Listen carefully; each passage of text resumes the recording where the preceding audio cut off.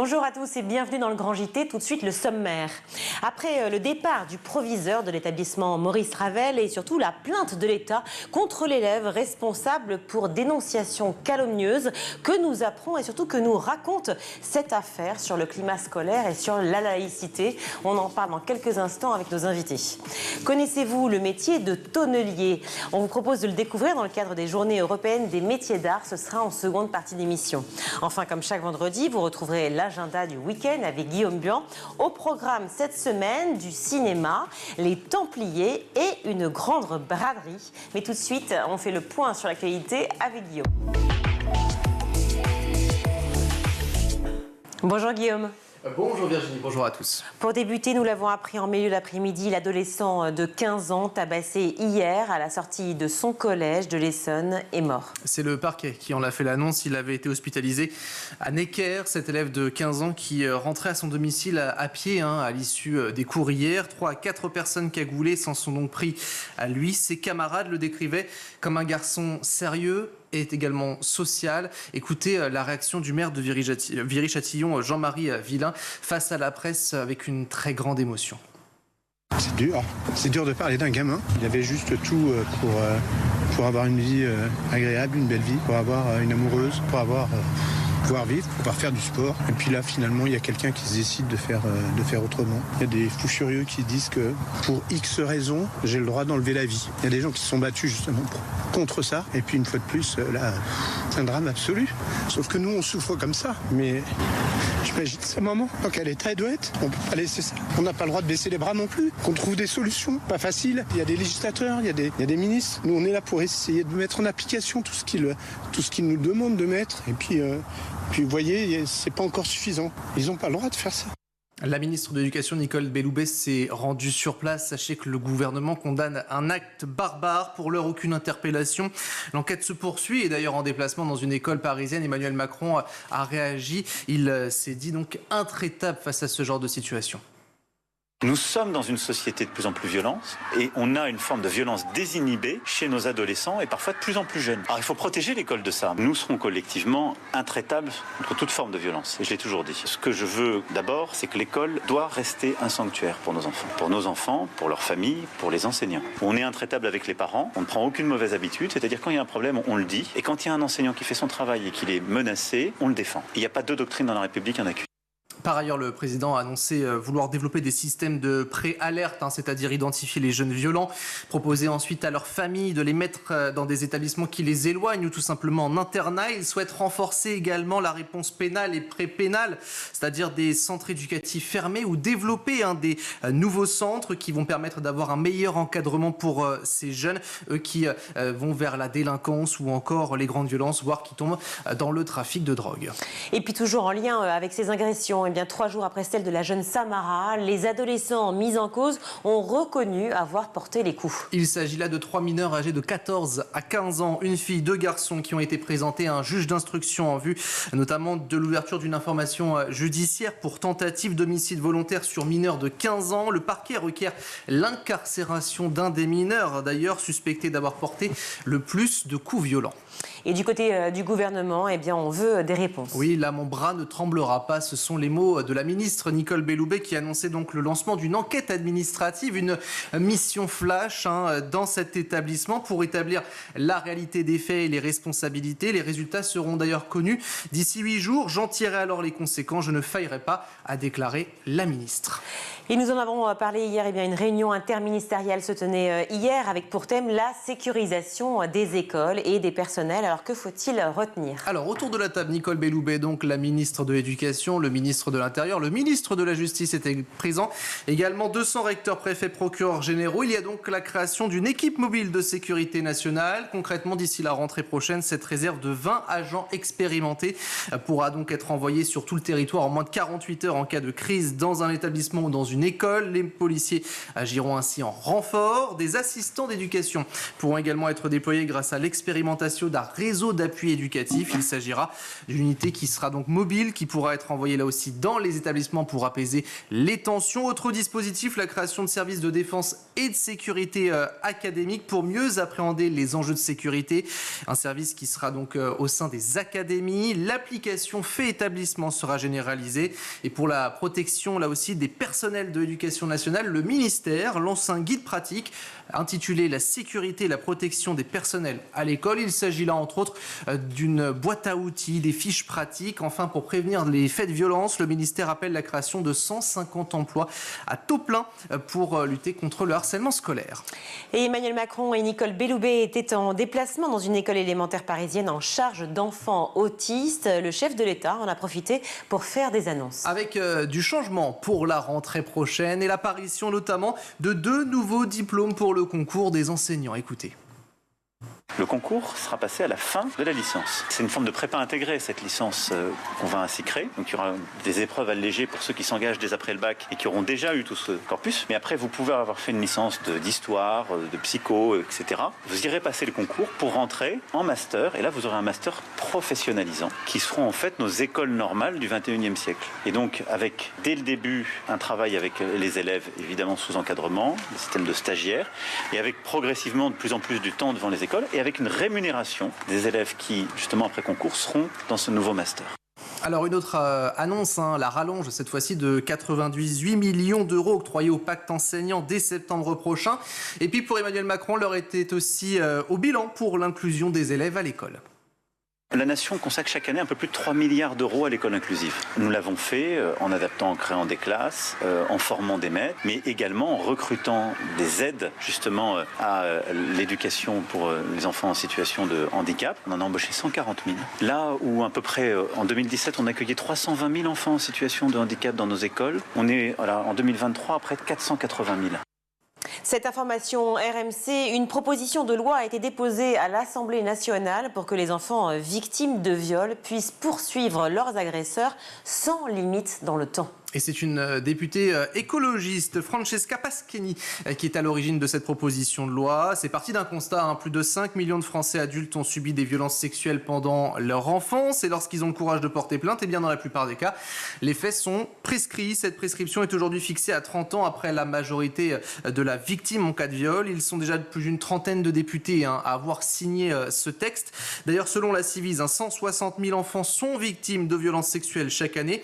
Mais la députée souhaite présenter ce texte de manière transpartisane, mais il faudra pas mal d'accords car ce sujet ne fait pas l'unanimité pour l'instant.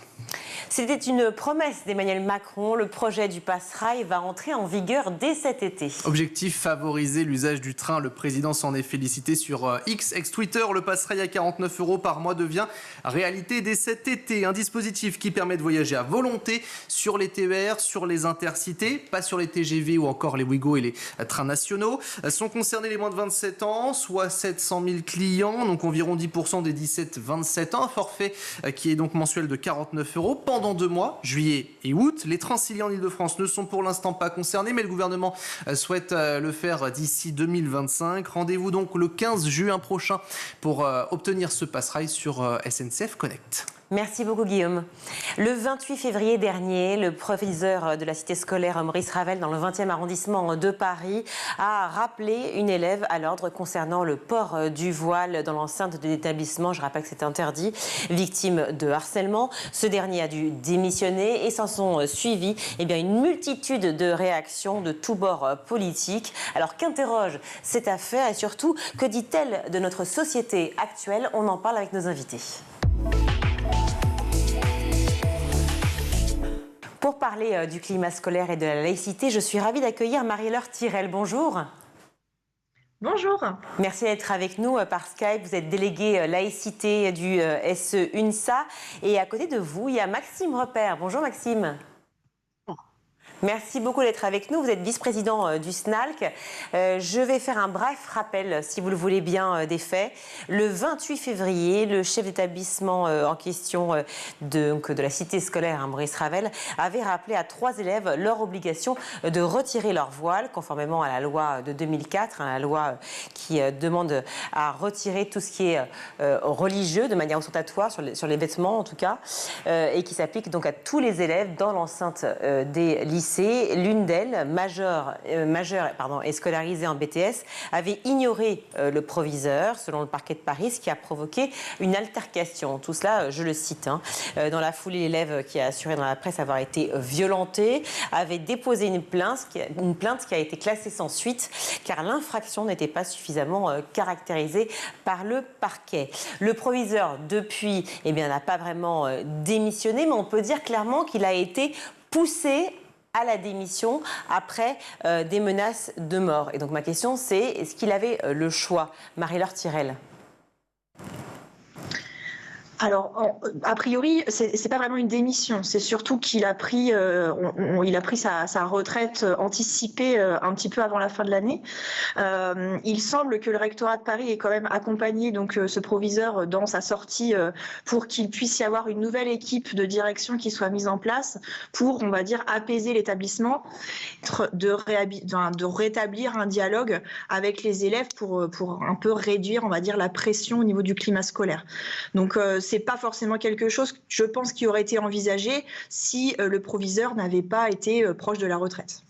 Alors l'avocat a démenti la formule du rectorat de Paris qui disait que l'homme se serait mis en retrait justement pour convenance personnelle, ce qui est faux selon l'avocat. Il en a été obligé, très clairement pour lui. Que dit cette formule justement du rectorat? Est-ce qu'on est vraiment dans l'histoire du pas de vague, Maxime Repère?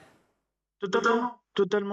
Alors, bon, nous faisons une lecture un petit peu différente de ce qui a été dit. C'est-à-dire que, si vous voulez, nous partons du principe que s'il n'y avait pas eu cet incident, très probablement que ce chef d'établissement n'aurait pas prématurément mis fin à ses fonctions, parce qu'il faut bien comprendre, si vous voulez, que ce chef d'établissement que nous soutenons, tout comme ma collègue, j'imagine, a été quand même victime d'un déferlement de haine sur les réseaux sociaux qui a généré une très forte pression. Et d'ailleurs, lui-même, dans son écrit, a invoqué des raisons de sécurité. Donc, quand vous avez le rectorat qui évoque des convenances personnelles et que vous avez quelques heures plus tard le ministère qui se sent obligé de faire un communiqué qui va à contresens de celui du rectorat, ça montre très clairement que oui, il y avait un petit goût de pas de vague dans l'air. Mais alors, pour vous, le pas de vague, vous n'y souscrivez absolument pas, Marie-Laure Tirel?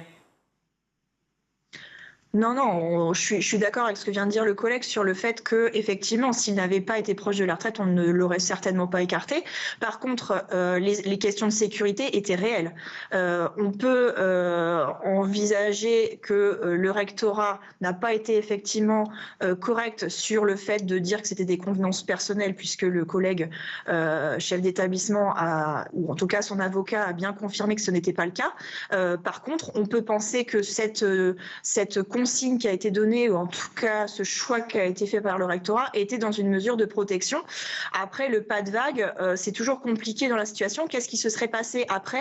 On a toujours en tête forcément l'affaire Samuel Paty qui revient en tête.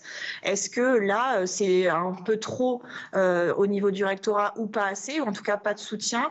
C'était une solution qui a été choisie. Il y aurait peut-être pu en avoir d'autres, effectivement, en soutenant le collègue davantage. Pour le coup, le choix a été fait. On ne pourra pas savoir si une autre solution avait été choisie, ce qui se serait passé. Mais vous parlez de mesures de protection de la part du rectorat. Or, ma question est vraiment très simple. C'est que comment on peut protéger un proviseur d'établissement qui a été menacé en le retirant de son poste, clairement, et de la vie, de la vie civique. C'est-à-dire que là, c'est clairement, les autres ont gagné, en fait. Pour le coup, est-ce que le fait de le déplacer est une sanction ou est-ce que c'est une mesure de protection? C'est un vrai sujet. On peut se poser la question pour beaucoup de collègues qui sont aussi menacés dans leur classe, dans leur pratique. Est-ce que alors il y a le soutien. qui est nécessaire et la protection fonctionnelle qui doit être mise en place. Et ça, c'est un sujet auquel on pourra aussi éventuellement, dont on pourra reparler, qui finalement, on la demande et on met des semaines ou des mois à l'obtenir. Mais est-ce que le fait de permettre aux collègues de se retirer de son poste momentanément pour attendre que on va dire le flot de violence, que ce soit verbale par les réseaux sociaux ou qui aurait pu arriver à des menaces physiques, s'apaise? Est-ce que c'est une solution qui peut être envisagée en dehors d'une sanction? C'est un peu la question qui se pose. Et au-delà de ça, c'est la gestion effectivement de toute cette situation de mise en danger finalement des collègues parce qu'ils ont fait respecter la loi qui se pose là dans ce cadre, dans ce cas de Maurice Ravel. Maxime Repère, vous partagez ce point de vue aussi ? Non, je pense qu'il s'agit ni plus ni moins que d'un échec collectif, tout simplement. Moi, si vous voulez, cet épisode de ce chef d'établissement qui met fin prématurément à ses fonctions, je le perçois plutôt comme un échec collectif. Et il me semble, et c'est un point de vue sur lequel on peut débattre, mais que ce chef d'établissement n'a pas eu, in fine, tout le soutien qu'il aurait dû avoir. Et une anecdote très simple. Il a été victime d'accusations très graves de la part d'une élève. Il a fallu attendre justement la rencontre avec le Premier ministre pour que l'État se décide à porter plainte pour dénonciation calomnieuse. La question que je me pose, c'est pourquoi il n'y a pas eu d'entrée de jeu, surtout eu égard au parcours professionnel de ce chef d'établissement. Pourquoi est-ce que l'État n'a pas réagi plus tôt, tout simplement en faisant ça bien avant ? Parce qu'il y a quand même eu une période qui aurait pu d'ailleurs laisser planer le doute quand justement au propos de ce chef d'établissement qui dès le départ a réfuté les accusations de violence à son encontre. En fait, c'est ce double langage qui m'interroge, qui me questionne. La façon dont, d'un côté, on dit qu'on va protéger le proviseur en lui proposant, parce que c'est une proposition, si ce n'est une incitation à se retirer, donc voilà, une incitation pour convenance personnelle. Et de l'autre, effectivement, l'État qui porte plainte contre un élève. C'est-à-dire, c'est inédit ou pas, cela, Maxime Repère ? Alors, Inédit, non, mais encore une fois, dans le cadre, par exemple, d'une protection fonctionnelle, ce n'est pas qu'une assistance juridique. Le rectorat doit tout mettre en œuvre pour protéger le personnel qui bénéficie de cette protection fonctionnelle. Là, dans le cas qui nous intéresse, c'est que, en fait, il y a eu une telle pression via les médias, mais surtout via les réseaux sociaux, que ce chef d'établissement, de par les menaces venant de toutes parts, ne s'est pas senti suffisamment en sécurité pour aller au bout de sa mission. Et c'est comme ça que nous le percevons. C'est pour ça que je vous parle d'un échec collectif. Je comprends les raisons qui ont poussé ce chef d'établissement à demander une retraite anticipée pour des raisons de sécurité, et je ne remets pas naturellement sa décision en cause, mais je veux dire, pour l'école républicaine, ce n'est ni plus ni moins qu'un échec, un gâchis et un échec collectif. Ce sont aussi les mots de Boris Vallaud, échec collectif. De la droite aussi, à la droite, il y a Bruno Retailleau qui fustige le mantra pas de vague. On a l'impression que cette affaire de la cité Ravel réunit tous les bords politiques pour que cesse enfin cette omerta dans le milieu éducatif. Est-ce que c'est ce que vous ressentez aussi, Marie-Laure Thirel ? En fait, cette crise en fait qui a eu lieu pour la protection finalement de ce proviseur, c'est vraiment ce qu'on vit au quotidien dans les établissements quand on a une problématique liée à la laïcité. On le voit presque au quotidien depuis quelque temps. Et ça reflète vraiment, effectivement, les services publics sont complètement mis de côté. Et effectivement, c'est un échec de l'État de ne plus pouvoir réussir à avoir une société scolaire, en tout cas un collectif au niveau des établissements scolaires qui se soutiennent mutuellement et qu'on crée du collectif même au sein des élèves, qui puissent comprendre nos valeurs, quelles sont les valeurs républicaines, notre principe de laïcité qui doit nous permettre de vivre ensemble et d'accepter les différences. Et on voit qu'aujourd'hui, on est dans une grande difficulté à l'école, mais qui est le reflet des difficultés de la société. L'école récupère l'ensemble des difficultés sociétales à travers les discriminations que peuvent recevoir les élèves en dehors de l'école et qu'ils ressentent également au sein des classes à travers certaines règles, mais qui sont là depuis plus de 20 ans. Mais aujourd'hui, tout ressort parce que l'école, notamment, et les services publics sont vraiment délaissés par l'État. Mais délaissé par l'État, quand l'État porte plainte contre l'élève, mais qu'en même temps il incite un proviseur à quitter les lieux, est-ce que c'est pas l'État aussi qui délaisse clairement les proviseurs et le personnel éducatif dans son ensemble? Pardon, mais je voudrais juste avoir votre point de vue sur cette question, en fait, Marie-Laure Thirel. C'est vraiment deux choses complètement différentes. C'est-à-dire que l'État porte plainte, c'est une bonne chose, il faut le faire. Et c'est pour montrer que l'État soutient le personnel quand il est dans son droit. C'est normal, c'est la responsabilité de l'État et il prend, il prend vraiment son rôle d'appui à ses fonctionnaires. Par contre, c'était une mesure, le fait de pouvoir l'extraire, je pense, de l'établissement, c'était une mesure. Je ne suis pas à la place du rectorat qui a fait le choix de proposer cette solution aux proviseurs, mais je pense vraiment que c'était aussi une façon de le protéger, même si effectivement c'est un échec collectif de ne pas avoir réussi à faire comprendre les règles de laïcité, notamment dans ce cas-là. Il est protégé réellement aujourd'hui, ce proviseur, chez lui, au chaud, alors qu'il ne travaille plus et que cette affaire a pris une ampleur effectivement démesurée, comme on l'a dit tout à l'heure. Maxime Repère, selon vous, il y a une protection autour de lui aujourd'hui ? Que de toutes les façons, dans ce cas de figure, très probablement que les services du rectorat sont en lien avec les forces de l'ordre et donc j'ose imaginer quand même que sa sécurité est assurée ou du moins que les forces de l'ordre sont attentives à ce qui se passe actuellement. Mais vous savez, pour en revenir à cette plainte, je pense et je maintiens le fait que cette plainte aurait dû intervenir plus tôt, en fait, dès les accusations de l'élève en question. Donc, on assiste effectivement à un sentiment qui peut être, bien sûr, de l'impuissance, parfois peut-être même d'hypocrisie un petit peu, si vous me permettez l'expression. Toujours est-il qu'à l'heure actuelle, les personnels de l'éducation nationale se sentent effectivement délaissés, abandonnés. L'école est devenue une cible, très clairement, mais surtout, les personnels savent bien, voient bien que du jour au lendemain, ils peuvent devenir eux-mêmes des cibles. Et les chefs d'établissement, puisqu'on évoque justement l'affaire du lycée Ravel, se sentent bien sûr parfois délaissés, sentent qu'ils sont considérés comme des fusibles que l'on envoie en première ligne.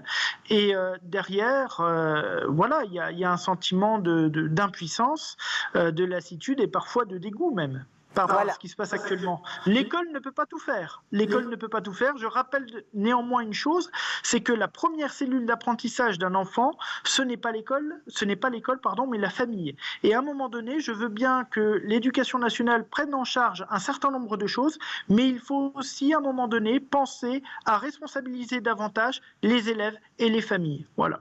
Donc effectivement, vous le disiez très très bien, cette affaire, il y a eu un emballement médiatique énorme et encore, à la limite, j'allais dire, et je défends mon métier, mais heureusement qu'on en parle et qu'on est là pour aussi parler de ces choses-là. Mais c'est vrai que forcément, emballement médiatique à la fois presse, télévision et sur les réseaux sociaux. On l'a dit, les politiques, évidemment, ont fustigé à gauche, à droite le pas de vague et cette situation inacceptable. La mairie de Paris aussi, ainsi que la Grande Mosquée ont tenu à rappeler leur respect et leur soutien soutien aux valeurs de la République, dont l'école est l'incarnation. Mais vous le dites vous de même, ce délaissement, cette non-considération, ce côté... Enfin, est-ce qu'on n'a pas testé les limites là, du système? Comment faire pour s'en sortir? Parce que, bien sûr, tout le monde s'insurge, tout le monde est outré. On voit bien qu'il y a vraiment une situation très difficile. Mais est-ce que le soutien suffit? Le soutien, les mots ne suffisent pas. Les mots ne suffisent clairement pas. Et on peut avoir tous les discours, toutes les visites d'État, toutes les annonces, ça ne suffira pas à faire que les personnels se sentent davantage en sécurité. Et je pense qu'à un moment donné, on fait peser tellement de choses sur le poids des collègues, sur les épaules de l'institution, tellement de charges qu'à un moment donné, on ne peut pas continuer ainsi. On ne peut pas. On parle des réseaux sociaux, on parle du rôle de l'école par rapport à ça. Oui, effectivement, l'école a ses responsabilités, doit faire de la prévention, doit sensibiliser, etc. Mais la première des choses, à ce niveau, par exemple, ça se fait au niveau de la famille. Quand vous avez des enfants de 8, 9, 10, 11 ans, 12 ans qui s'inscrivent sur des réseaux sociaux alors qu'ils n'ont pas l'âge légal pour le faire, ça peut interroger. Est-ce la responsabilité de l'école? Probablement pas. Pardon, Marie-Laure Tirel, dans le journal Marianne, Alain Sexig, secrétaire général du Conseil des sages de la laïcité, affirme que l'école est la première cible des islamistes et que les atteintes à la laïcité ne vont pas s'arrêter là. Est-ce que vous partagez cette opinion ? En fait, on voit que l'école, aujourd'hui, effectivement, est la cible. On l'a bien vu à Arras au mois d'octobre. Malheureusement, l'école a encore été la cible et c'est donc notre collègue Dominique Bernard qui a payé de sa vie. Effectivement, et on a bien vu lors de cette attaque que c'était l'école qui était visée et ce qu'elle représentait. Donc on a vraiment aujourd'hui effectivement un intégrisme religieux qui vise l'école de par ce qu'elle transmet, l'émancipation, les valeurs de la République, l'égalité, la fraternité et la liberté. Et on a donc des personnes effectivement qui, d'ailleurs, sur les réseaux sociaux, vont vraiment lancer des appels à ce que l'école soit publique, souvent d'ailleurs, soit la cible de ces attaques parce qu'elle est contraire et elle empêche tous ces personnes intégristes de développer leur propagande et leur politique, ce qu'elles envisagent en tout cas pour la France, qui est aussi, de par ses valeurs, une cible. Donc l'école est vraiment au centre de ces difficultés, mais elle est aussi, alors effectivement, elle ne peut pas tout, mais l'école, quand elle est soutenue, par l'État et par les choix politiques qui sont faits, elle peut quand même justement contrer ce communautarisme et ce qui se passe aujourd'hui avec le développement des extrémismes religieux ou politiques. Donc je pense que l'école peut, mais pas tout, on est d'accord. Il n'y a pas que d'ailleurs les familles, c'est l'ensemble des citoyens qui doit vraiment montrer l'intérêt qu'ils ont pour les services publics et notamment pour l'école, parce que aujourd'hui on voit quand même que ce n'est pas que les familles, c'est vraiment aujourd'hui la société qui doit lutter contre ces obscurantismes. Pour terminer, évidemment, on ne parle pas de communautarisme là, mais cette information, cet après-midi, on a appris que le jeune homme qui a été passé à tabac à la sortie de son collège, à Viry-Châtillon, ce garçon a été laissé pour mort dans son immeuble, il a été hospitalisé et on vient d'apprendre sur cet après-midi qu'il a succombé à ses blessures. Est-ce qu'on a le souvenir d'un climat global, général, scolaire aussi tendu, Maxime Repère ? Si vous voulez, une forme de banalisation de la violence, de façon générale, en milieu scolaire et même ailleurs. Et on se rend compte que effectivement, ce climat se dégrade de plus en plus et que ça touche bien sûr l'école, mais au-delà de ça, la société. On parlait il y a quelques instants des réseaux sociaux. On voit un petit peu ce qui se passe. Chaque semaine, il se passe quelque chose.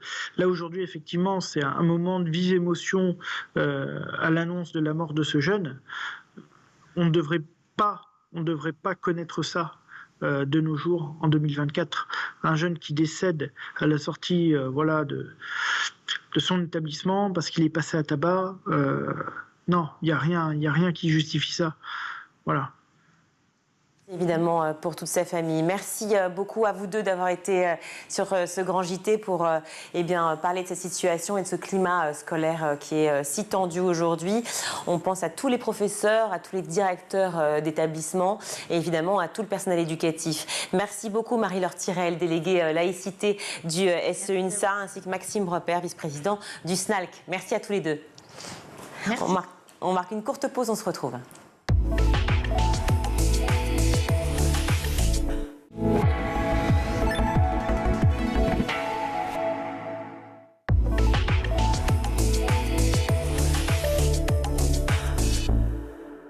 De retour dans le grand JT, je suis ravie d'accueillir Nicolas Tarteret. Bonjour. Bonjour. Merci d'être avec nous. Vous êtes président de la commission formation à la Fédération des tonneliers de France et dirigeant de la tonnellerie du Mercuret en Saône-et-Loire. Déjà, ça me plaît, je ne vous le cache pas, Nicolas. Alors, en ce moment, ce sont les journées européennes des métiers d'art, du 2 au 7 avril. On a voulu faire un focus sur votre métier. Est-ce que vous pouvez nous redire ce que c'est le métier de tonnelier ? Très très vieux métier passionnant parce qu'on travaille avec la nature et on travaille avec des vignerons qui eux aussi travaillent avec la nature. Notre métier, c'est de fabriquer des fûts pour élever les grands vins, alors de France, de Bourgogne, de Bordeaux, mais aussi des grands vins du monde entier, et pour aussi élever des spiritueux comme le cognac, certains alcools dans nos barriques ou dans nos fûts en chêne français, et pour les transformer, les magnifier. Voilà, on travaille avec des gens passionnants et on travaille aussi avec les exploitants forestiers, nos fournisseurs de cette matière de chêne et de nos belles forêts françaises. Voilà. Alors justement, en quoi cela joue énormément sur la fabrication du vin, à la fois les fûts et à la fois le chêne en question ? Oui, c'est toujours cette association, c'est-à-dire qu'à la fois il y a la matière première, c'est-à-dire le chêne, et il y a différentes forêts, il y a différentes forêts qui développent différents arômes pour certains vins blancs, certains vins rouges, certains alcools.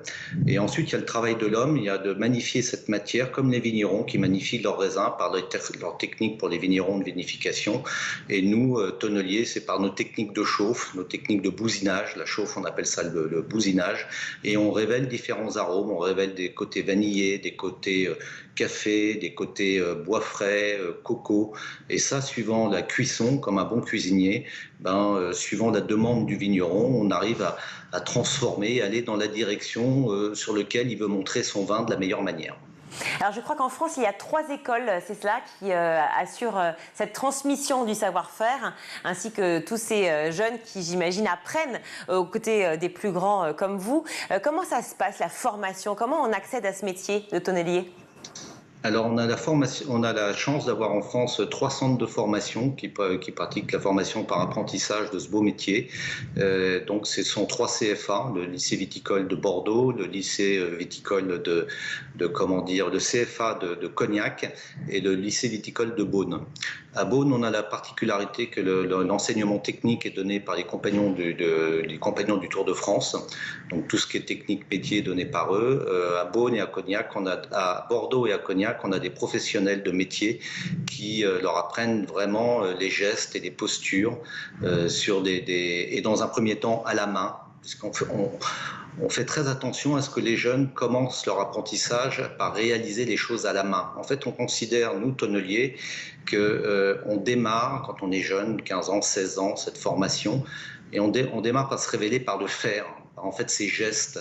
Et petit à petit, on va arriver à des machines, mais on veut garder cette noblesse de métier, cette noblesse du geste, le fait de toucher la matière et de savoir la manipuler avant de passer par les machines. C'est pour ça que c'était d'autant plus intéressant de venir voir, en fait, de venir étudier ce qu'est réellement ce métier-là, ce qu'est être tonnelier, de pouvoir apprendre à la fois dans des échanges avec ceux qui font justement, ceux qui ont le savoir-faire, mais aussi de pouvoir comprendre ces métiers d'art et ces métiers de la main. Vous avez raison, il y a toujours ce qu'on dit, ce qu'on essaye de transmettre par la parole, mais rien ne vaut le toucher, rien ne vaut le fait de se mettre en situation. C'est vrai quelqu'un qui se lancerait dans ce parcours de tonnelier, je pense qu'il faut qu'il ait un rapport avec le bois, un rapport avec la matière, et il faut aussi qu'il ait cette compétence d'aimer travailler avec ses mains. Je dirais qu'aujourd'hui, il est aussi important de savoir travailler avec les autres, avec ses collègues, parce qu'on fait pas grand-chose quand on est tout seul dans des entreprises de tonnellerie. Mais c'est vrai que ce rapport à la main, au toucher, à venir sentir les choses est très important, comme vous le dites. Oui. Alors même si c'est un métier de la main, quel rôle joue la technologie dans ce métier aujourd'hui ? Écoutez, comme beaucoup de métiers, surtout avec le temps, on a réussi à mettre au point des machines qui libèrent certains travaux pénibles. Autrefois, tout était raboté à la main, on avait des planes. Aujourd'hui, on a des dégauchisseuses, on a des choses un petit peu plus automatisées ou des presses. Et donc là, il faut apprendre à régler les machines, il faut apprendre, comme tout bon artisan, à avoir les bons outils pour faire les bonnes exécutions. Et là, il y a un travail de précision, savoir affûter sa lame, savoir avoir un coupant qui est beaucoup plus facile et qui va faire une belle finition. Donc ça, c'est tout un métier de détail, comme tout artisan.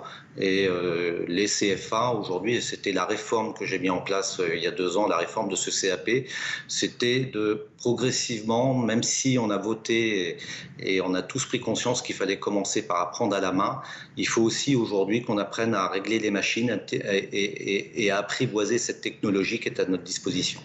Et puis en fait, c'est vain que le monde entier nous envie, même je sais si l'Amérique du Sud se place assez bien, bien sûr, et plein d'autres pays, évidemment. Enfin quand même, la France, on a quand même notre savoir-faire sur les vins français.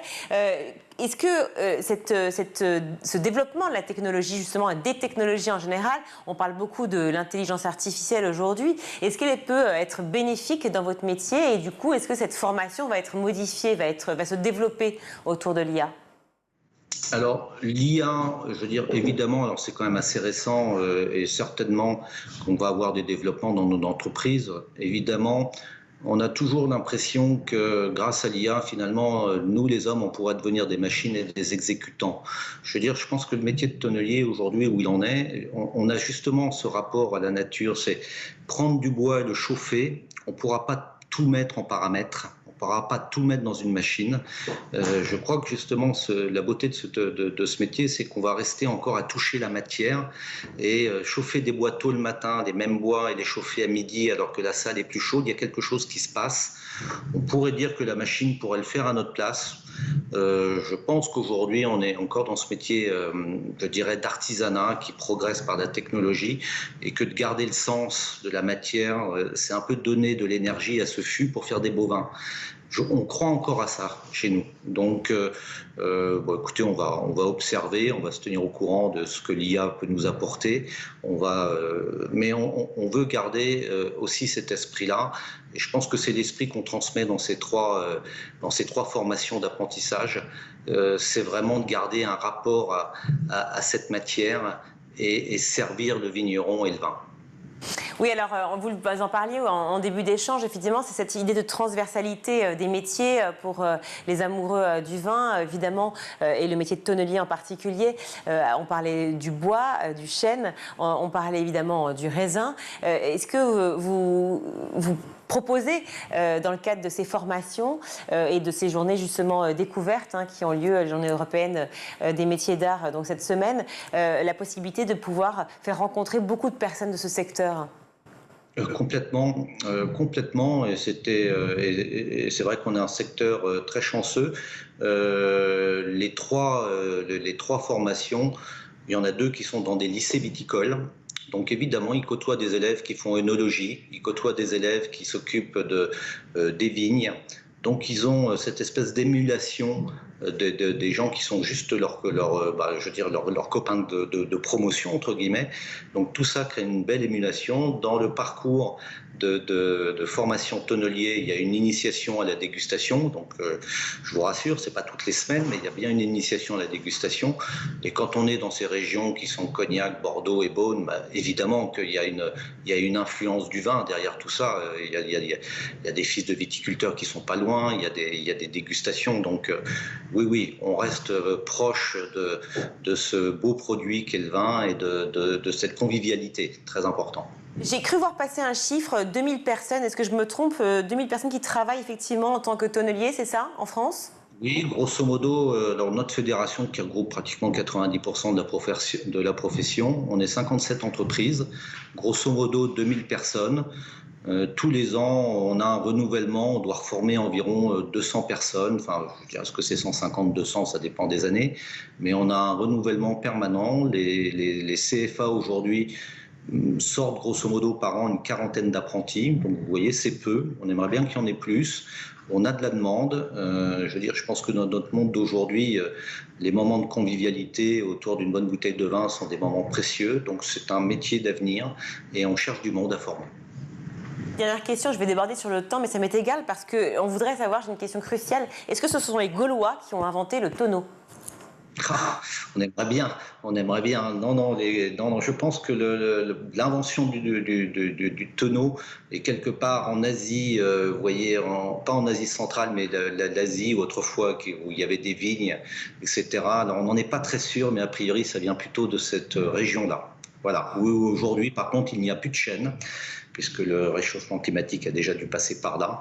Mais en tout cas, c'est la France qui a la première forêt de chêne en Europe. Donc nous sommes les champions du monde de la fabrication de tonneaux pour les grands vins du monde entier.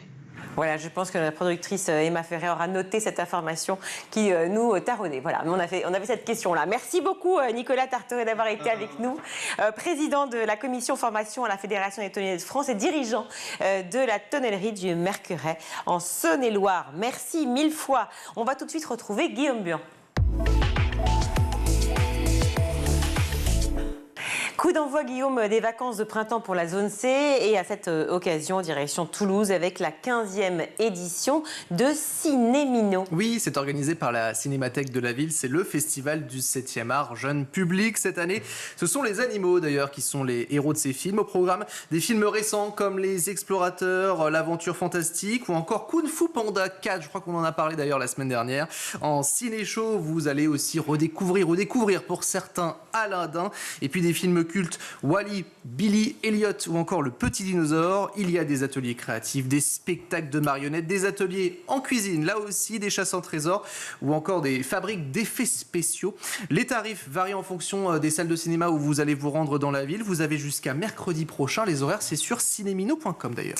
Un samedi sous le soleil pour bon nombre d'entre nous dans les Alpes-Maritimes. Eh bien, vous pourrez faire un bond dans le temps avec les Templiers. Effectivement, c'est à Biot, 8e festival sur le thème à l'aube de l'Europe qui met donc en lumière l'expansion des commanderies templières à travers le continent européen, ce qui a constitué la première communauté européenne avant l'heure. 100 000 visiteurs tout de même l'an passé. La ville se transforme en une cité d'antan du XIIIe siècle. Les chevaliers de l'ordre du Temps prennent place dans des quartiers pour célébrer l'arrivée des Templiers. Nous sommes en 1201. Regardez.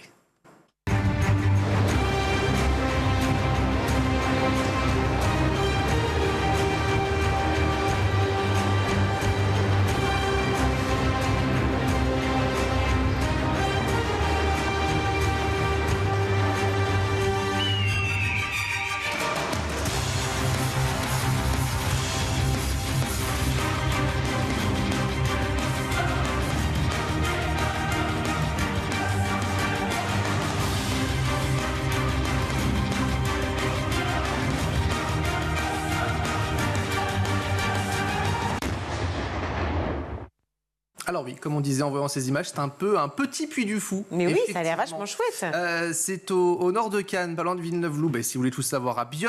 Gentes dames et nobles damoiseaux sont donc attendus. Vous allez déambuler dans ce village, visiter les différents campements, des spectacles pour petits et grands, équestres, fauconneries, tournois, joutes de combat, cracheurs de feu. Vous avez vu au festival, 14 pays sont donc représentés, tour de magie, scénette, musique. C'est un événement en plus de ça, notez-le, c'est gratuit, c'est bon à savoir. Biot, lestempliers.fr pour tout savoir. Ce week-end, le grand printemps des métiers d'art est de retour avec des événements un peu partout dans le pays. Oui, la thématique sur le bout des doigts, ce qui s'adresse particulièrement au jeune public. Depuis lundi et jusqu'à dimanche, petits et grands vont pouvoir entrer en action, vous unir pour découvrir toutes ces matières qui nous fascinent. Par exemple, dans les Yvelines, vous allez découvrir le métier de mouleur et de mouleuse. À Bordeaux, vous profitez d'un parcours sensoriel et immersif. Ou encore à Rennes, vous allez découvrir les activités de graveurs, de graveuses. Et puis à Nice, ce seront la faïence qui sont donc mis à l'honneur. Journée des métiers d'art.fr pour tout savoir. Il y a des événements partout en France. À présent, vous nous emmenez à Villeurbanne, dans la banlieue de Lyon, pour la fête du livre jeunesse. Oui, les lecteurs se rencontrent en 25e édition qui a débuté mardi, qui se termine dimanche et qui a pour thème la ville. Une trentaine d'artistes sont rassemblés pour rêver la ville. Il y a des auteurs, des illustrateurs, des comédiens, des conteurs. Des rencontres sont organisées, comme vous le savez, des dédicaces également, des ateliers sur des tablettes, des expositions, des déambulations dans la ville, avec là aussi de quoi profiter de belles expos. L'entrée est libre, des balades qui seront comptées, des pièces de théâtre et une soirée ciné-concert. C'est un beau programme qui vous attend. Demain, 10h, 19h, dimanche entre 10h et 18h.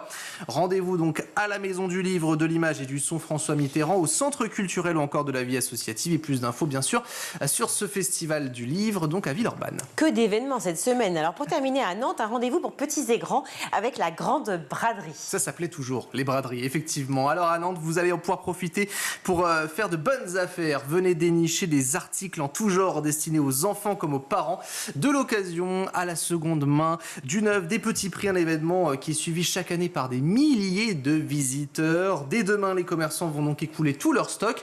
C'est en plein air. En plus de cela, il va faire beau. Profitez-en. C'est entre 9h et 19h dans le centre-ville nantais. Soyez au rendez-vous. Merci Guillaume. On va retrouver tout de suite Malika Ménard dans Souvenir d'écolier. Et cette semaine, son invité est le chef cuisinier Akram Benadal. Donc, si tu le veux bien, on s'intéresse dans la dernière partie de l'émission vraiment à l'école. Ouais. T'es papa. T'as combien d'enfants? J'en ai 2. C'est des filles, non? Non, un garçon, une fille, 14 ans et 16 ans. Ok. Donc toi, l'école française, ouais. Tu peux donner ton avis dessus? Quel regard tu portes dessus? Ah, mais c'est formidable. Ils ont une chance. Il n'y a pas un seul jour où je ne leur dis pas. C'est une chance incroyable parce qu'ils ont ce que moi je n'ai pas eu, si tu veux. Ils ont un cadre, ils ont aussi des amis formidables et puis ils ont une structure aussi qui est superbe. Et tu sais, finalement, je leur transmets aussi ma vie, ce que moi j'ai vécu, pour qu'eux puissent se dire « Ok, j'ai une chance aujourd'hui, je dois y arriver par moi-même ». C'est ce que j'explique toujours aux jeunes, parce qu'avant, à ma manière, ce que je faisais, quand ils étaient à l'école, avant qu'ils aillent au collège, je faisais tous les ans la semaine du goût. Et donc je faisais les classes de mes enfants. Un jour, je leur ai fait un marché dans la cour. Tu vois, j'ai amené des paysans. Un jour, je leur ai montré ce que c'était les légumes. Et ils sont tous partis avec un ça, panier. Tu le fais plus? Bah non, parce qu'ils sont plus à l'école maintenant. Donc, égoïstement, je le faisais que pour mes enfants. Hein. Donc ceux qui étaient là dans la classe, ils ont profité. Mais par exemple, tous les parents, ils me remerciaient tout le temps. Mais encore la directrice d'école, elle vient chez moi. Mais j'ai adoré parce que tu vois, c'est à ma manière de leur dire voilà ce que moi je peux vous donner. Et c'est vrai que la cuisine, il y a un intérêt quand même des enfants qui est très intéressant, je trouve. Et un jour, j'ai fait justement ces paniers où je voulais que les enfants, je leur explique, je leur avais expliqué la recette, j'avais fait le dessin de la recette, j'avais mis tous les ingrédients dans un sac et j'avais offert un sac à chaque élève. Et je leur ai dit, vous allez faire la recette avec votre papa ou votre maman et vous allez m'envoyer la photo. Du coup, ils se sont tous mis à la faire. Tu vois, un enfant, ah papa, il faut qu'on fasse la recette. Donc même s'il ne veut pas cuisiner, il est obligé. Ben, ça crée quelque chose, ça crée un lien. Tu veux dire dans la famille? Oui, dans la famille, de cuisiner ensemble, c'est super. Surtout dans un monde où tu vois, il y a une fracture avec les réseaux sociaux aujourd'hui. On ne prend pas assez le temps de savourer du temps ensemble. Et c'est ça que j'essaie aussi d'inculquer à mes enfants et à d'autres aussi. Tu cuisines avec tes enfants? Beaucoup, ouais. J'adore. Alors après, je cuisine avec eux. Je mange de la junk food avec eux aussi. J'adore ça.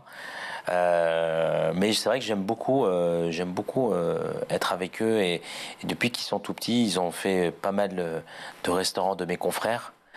Des 2 étoiles, des 3 étoiles. Ils ont un palais bien éduqué. Maintenant, oui, c'est marrant parce que tu vois, quand ils sont petits, ils ne se rendent pas compte. Et là, tu vois, récemment, on s'est arrêté chez Georges Blanc. C'était exceptionnel. Tu vois, je les voyais, c'était très drôle parce que je les regardais. Ils étaient là, ils avaient des yeux mais remplis. Pourtant, ils avaient été, mais ils étaient plus petits.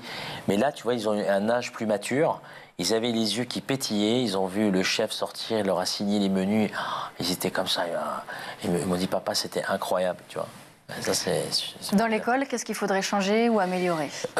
Je pense qu'il y a 2 choses. C'est vrai que dans je pense que les portables à l'école, c'est pas une bonne idée. Je pense qu'il faut vraiment trouver une solution où quand les élèves arrivent, c'est-à-dire qu'ils laissent leur portable dans un casier, c'est interdit, pour créer des liens qui sont sociaux, tu vois, parce que je trouve que maintenant, je vois par exemple les jeunes sont à la cantine, ils se parlent avec Snap, TikTok, ils se parlent comme ça aujourd'hui, mais ils se parlent plus. Ouais, tiens, bah, si tu veux, viens, on se prend un café. Il n'y a plus d'échange réel. Ou tu viens chez moi à la maison, etc. Il n'y a plus d'échange réel. Et je trouve que c'est même des fois méchant parce que sur les réseaux sociaux, on se critique beaucoup, etc. Et ça fait beaucoup de mal aux enfants. Alors que tu vois, ça serait bien qu'ils aient peut-être un cours éducatif concernant justement la cuisine. Oui. Pourquoi pas, hein, d'1 heure par semaine. 1 heure par semaine. Pourquoi pas, oui, ça serait bien ça. Parce que du coup, parce que bien se nourrir, je pense que c'est même un acte de chaque citoyen. Pourquoi ? Parce qu'on fait du bien à sa santé. Et comme ça, au moins, ils vont grandir avec se disant bah oui, moi je travaille que des bons produits. C'est pour ça que la cuisine, souvent... Mais est-ce que ça passerait pas par la cantine aussi ? La cantine aussi, ouais, mais la cantine, encore une fois, il faut leur donner du budget, si tu veux. La problématique, c'est que moi, un jour, j'ai essayé de comprendre un petit peu comment ils fonctionnaient, mais nourrir autant d'enfants, ils ont des budgets très restreints. Ils te disent, vous avez 1,50 € pour faire entrée, plat, dessert. Donc, si tu veux, tu peux pas faire des miracles. Je pense qu'il faut octroyer plus de budget, justement, à l'alimentation. Ça, c'est certain. Et peut-être leur donner, après, le sport aussi. Tu vois, le sport, ça c'est important. Parce que, bon, voilà, ça aussi, le sport, la cuisine, voilà. C'est comme ça l'école de demain pour Akram. Bah oui, j'espère, ouais. Ça serait bien, ouais. C'est la fin de l'émission. Merci beaucoup. Merci d'avoir partagé avec nous tous tes souvenirs. Je vous retrouve très vite sur School TV pour un nouveau numéro de Souvenirs d'écoliers. Tout de suite, c'est le meilleur de School TV avec le Zap.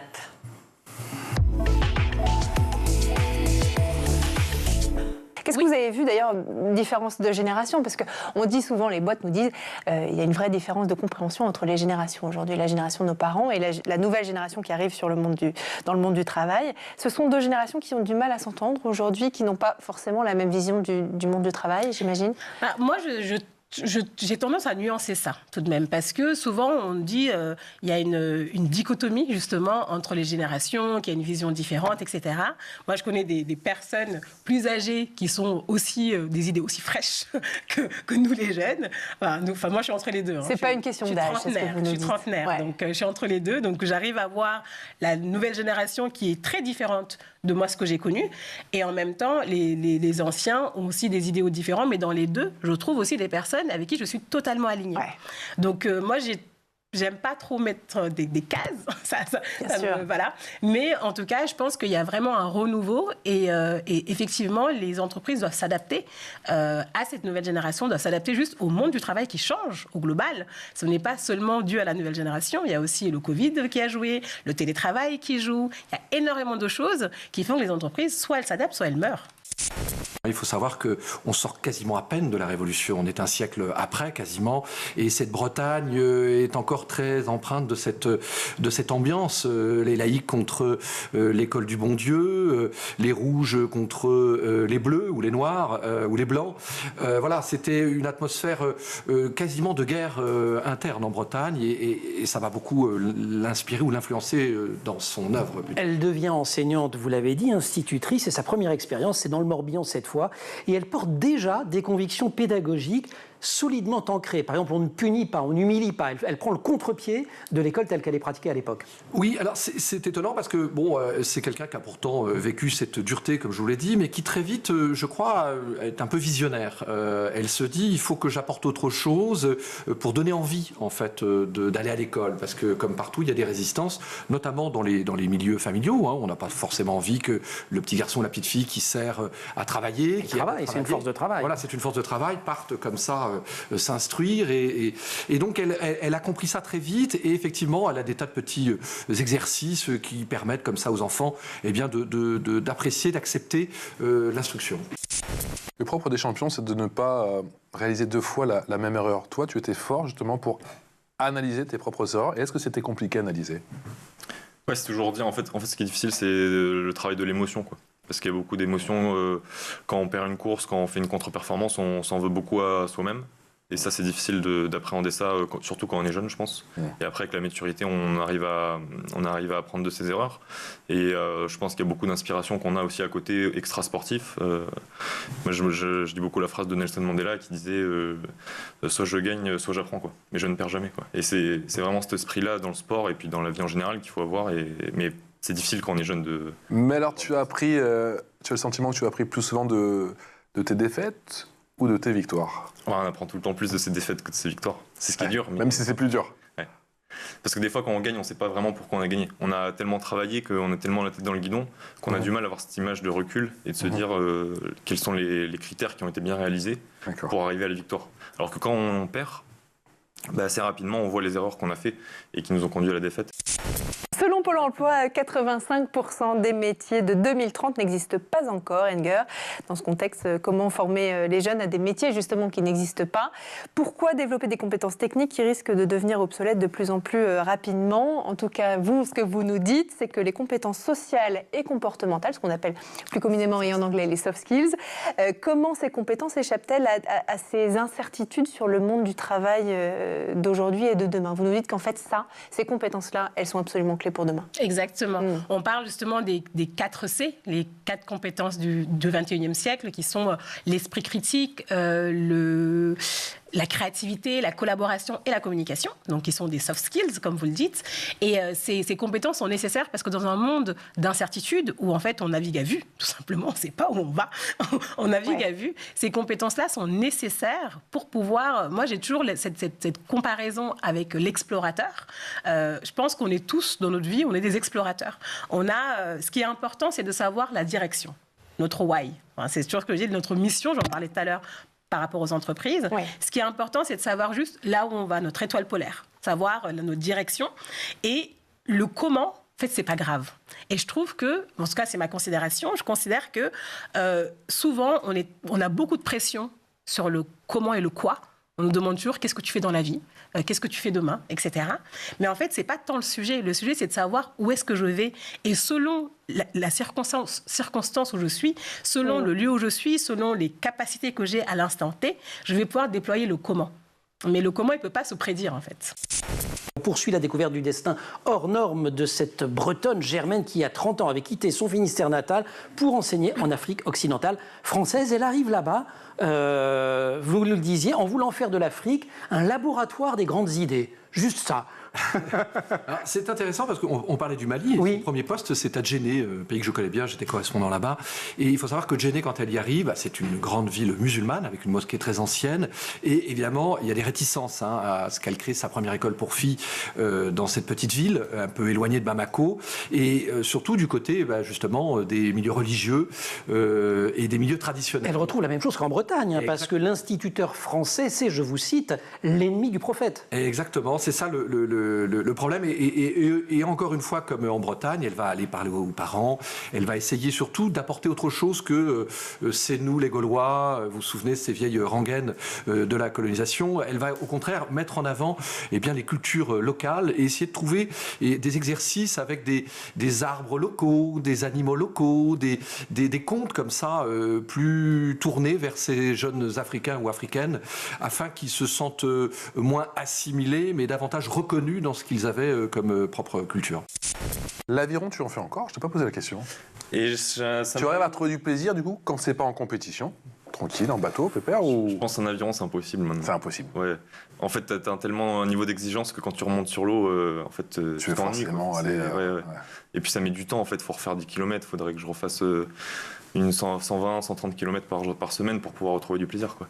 Alors ça m'arrive dans le cadre de mon travail où des fois on fait des tests sur des poliches pour voir sur la coque comment ça glisse, etc. D'accord. Mais plus dans un objectif scientifique que vraiment un objectif de sport ou d'entraînement, quoi. Tu es ingénieur aujourd'hui. Tu as toujours eu ce rapport, cette approche scientifique avec ton sport, avec tes sports? Ouais, je pense parce qu'aussi au niveau de ma formation en aviron, vu que c'est un sport quand même qui est très amateur, on a besoin d'avoir un double projet et un double cursus, donc universitaire et puis sportif. Moi, j'ai eu la chance de pouvoir faire un DUT informatique après l'INSA. Et c'est vrai qu'il y a aussi... INSA à Lyon, ouais. Ça a été compliqué de faire les deux? C'était compliqué, oui, c'est toujours compliqué parce que c'est des études quand même qui demandent beaucoup d'investissement. Et quand on fait de l'aviron, il y a aussi beaucoup, à haut niveau en tout cas, il y a beaucoup d'investissement. Donc j'ai un peu débordé, on va dire, sur mon nombre d'années d'études. Mais j'ai eu la chance d'être dans un super département à l'INSA qui m'a permis de le faire et qui avait des directeurs d'études qui comprenaient complètement les contraintes que j'avais à l'entraînement et qui m'ont beaucoup aidé pour réussir d'une part mes études, mais aussi d'autre part à m'épanouir dans ma vie en général, qui est hyper important pour aller faire de la haute perf. C'est la fin de cette émission. Merci à vous tous de nous avoir suivis. Merci beaucoup Guillaume pour le JT et pour la chronique. Merci pour toutes ces informations pour le week-end et la semaine. À la réalisation, je remercie Angèle Jean-Girard. Le son, c'est Thibaut Goury-Lafont. Maquillage, Laure Eudemont. Et Emma Ferré et Laura Girard à la rédaction. Très belle soirée à tous. Ciao.